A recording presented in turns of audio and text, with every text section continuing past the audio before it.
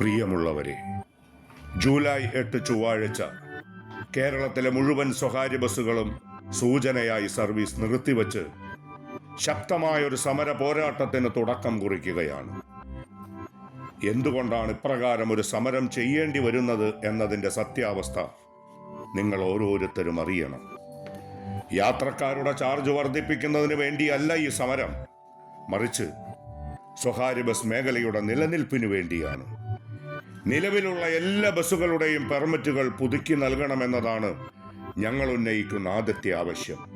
അതോടൊപ്പം വിദ്യാർത്ഥികളുടെ ടിക്കറ്റ് നിരക്കിൽ മാറ്റം വരുത്തണം എന്നതും ഞങ്ങളുടെ ആവശ്യമാണ്. 14 വർഷമായി സ്വകാര്യ ബസ്സിൽ 1 രൂപയാണ് വിദ്യാർത്ഥികളുടെ ടിക്കറ്റ് ചാർജ് എന്ന് എത്ര പേർക്കറിയാം? ശൗചാലയങ്ങളിൽ പോലും 5 രൂപ നൽകണമെന്ന് പറയുമ്പോൾ 1 രൂപ നാണയത്തിന്റെ മൂല്യം മനസ്സിലാകുമല്ലോ.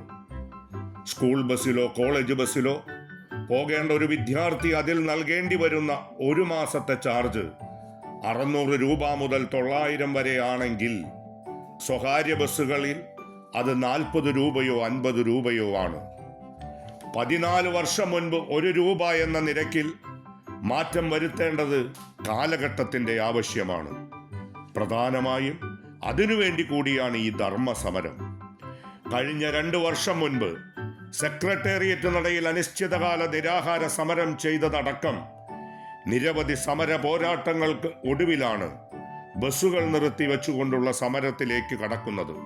അന്യസംസ്ഥാന തൊഴിലാളികൾ വരെ കേരളത്തിൽ ഒരു പോലീസ് ക്ലിയറൻസ് സർട്ടിഫിക്കറ്റ് പോലും ഇല്ലാതെ വിലസുമ്പോൾ സ്വകാര്യ ബസ്സുകളിലെ ജീവനക്കാർക്ക് പോലീസ് ക്ലിയറൻസ് സർട്ടിഫിക്കറ്റ് നിർബന്ധമാക്കിയ നടപടി പിൻവലിച്ചേ പറ്റൂ.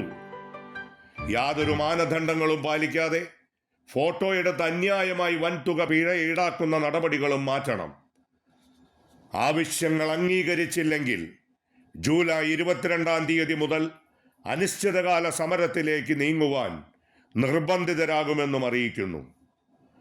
മാന്യ യാത്രക്കാർ ഞങ്ങളോട് സഹകരിക്കണമെന്ന് വിനയപുരസ്സരം അപേക്ഷിക്കുന്നു.